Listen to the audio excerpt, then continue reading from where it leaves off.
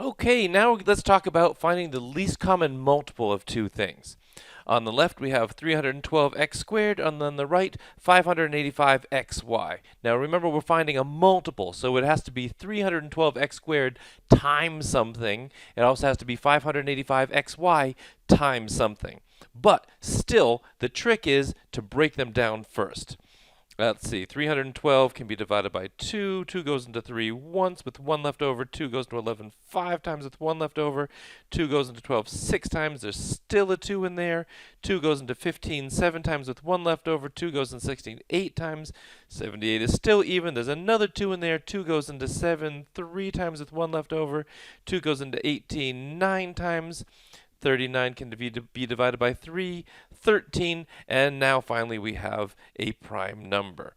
So 312 is 2 times 2 times 2 times 3 times 13, and then the x squared is x and x. Now in the right corner we have 585. That needs to be broken down. Obviously it can be divided by 5. 5 goes into 500 100 times. 5 goes into 8 one time with 3 left over, and then 7. 1 plus 1 plus 7 is 9, so there's a 3 in here. 3 goes into 11 3 times with 2 left over, and goes into 27 9 times, and again 39 is 3 times 13. So here we have 5 times 3 times 3 times 13, and then an x and a y. Now, what we do is, one way to do it is you figure out what they have in common. They both have a 3. They both have a 13. They both have an x. So that means that the GCD is 39x. There's nothing else in common. There's nothing else in common. Now, the one on the left, if it were a kid, if it was a whiny little toddler who saw that the other kid got got 2 3s. I only got 1 3. It wants a 5, it wants a 3, and it wants a y. So the least common multiple is going to be all of that stuff.